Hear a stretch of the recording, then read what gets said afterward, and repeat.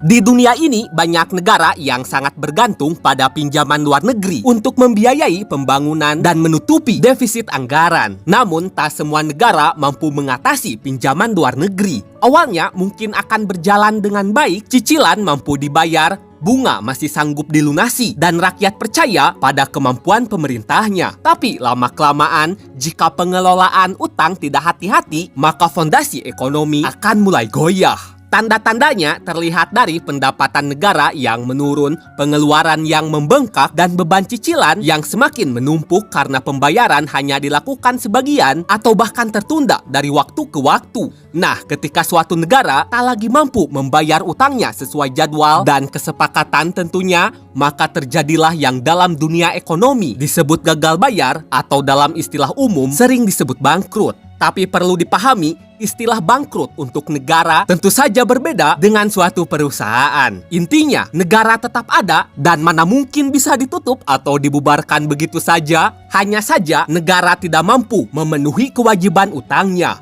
Kemudian bangkrutnya suatu negara tentu saja membawa konsekuensi yang sangat besar. Bayangkan saja, kepercayaan internasional akan runtuh seketika, banyak investor asing menarik modal mereka, lembaga keuangan dunia menutup akses pinjaman, dan pasar global memandang mata uang negara yang bangkrut sebagai sesuatu yang tidak pasti nilainya. Tak berhenti di situ saja, nilai tukar pun akan turun merosot tajam, harga barang impor melambung tinggi, dan inflasi sulit untuk dikendalikan.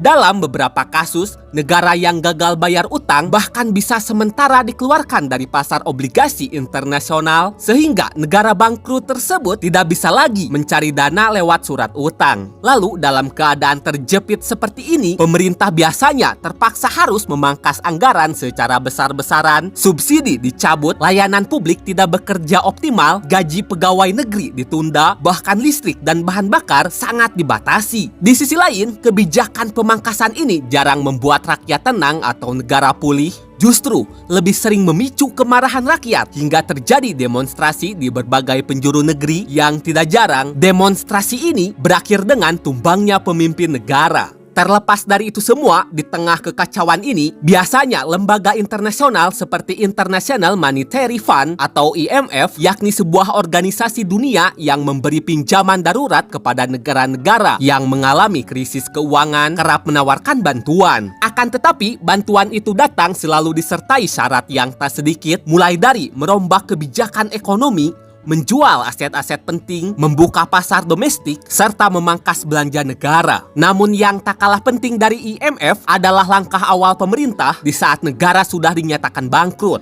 Sederhananya, pemerintah harus melakukan negosiasi ulang dengan pihak pemberi pinjaman untuk meminta keringanan, perpanjangan waktu, atau penurunan bunga. Tanpa langkah ini, hampir mustahil suatu negara bisa pulih seperti semula.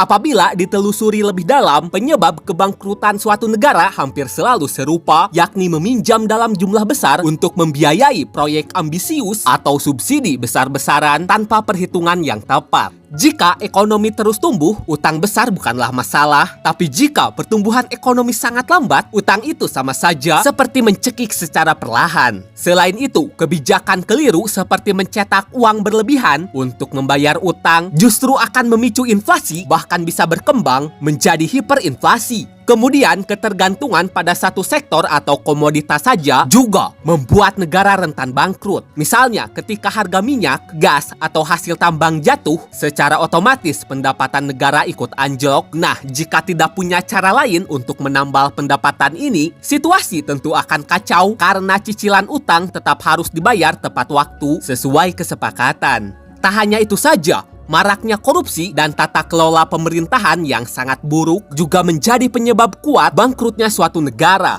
Parahnya lagi, jika suatu negara sudah diambang kebangkrutan, lalu muncul faktor eksternal seperti krisis global, pandemi, atau perang, negara tersebut bisa terkena pukulan telak yang dalam sekejap mampu meruntuhkan ekonomi hingga akhirnya jatuh ke jurang kebangkrutan. Selain faktor-faktor tersebut, ada pula krisis neraca pembayaran yakni ketika impor jauh lebih besar daripada ekspor, cadangan devisa cepat terkuras, dan negara kehilangan kemampuan membeli barang vital dari luar negeri, sementara kewajiban cicilan utang tetap harus dibayar penuh. Di sisi lain, dalam sejarah umat manusia, ada negara yang berhasil bangkit dari kebangkrutan dan ada pula yang justru terjebak semakin dalam. Misalnya, Islandia yang bangkrut pada tahun 2008 akibat runtuhnya bank-bank raksasa. Kala itu, pemerintah memilih membiarkan bank-bank tersebut jatuh, lalu memusatkan perhatian pada rakyat untuk menumbuhkan ekonomi domestik. Nah, yang dimaksud memusatkan perhatian pada rakyat di sini adalah menjaga agar rakyat tidak menanggung seluruh beban krisis. Bisa dibilang, pemerintah menjamin simpanan nasabah lokal, menjaga layanan publik seperti kesehatan dan pendidikan tetap berjalan optimal, serta berusaha mempertahankan adanya lapangan kerja. Selain itu, Islandia membiarkan mata uangnya jatuh. Walau sempat membuat harga barang impor melonjak, kondisi ini justru membuat ekspor Islandia seperti ikan, aluminium menjadi lebih kompetitif di pasar global. Dengan langkah-langkah ini, Islandia berhasil memulihkan ekonominya. Tahun 2015, negara kecil ini sudah keluar dari krisis dan dianggap sebagai contoh keberhasilan dalam menghadapi kebangkrutan negara. Lalu ada Argentina yang dinyatakan bangkrut pada tahun 2001 dengan gagal bayar utang sekitar 93 miliar dolar Amerika. Namun hingga kini, meskipun kondisinya tidak separah tahun 2001, Argentina masih terlilit utang dan bahkan sempat gagal bayar utang lagi pada 2018 sampai 2020. Ini artinya Argentina belum sepenuhnya pulih dari kebangkrutan.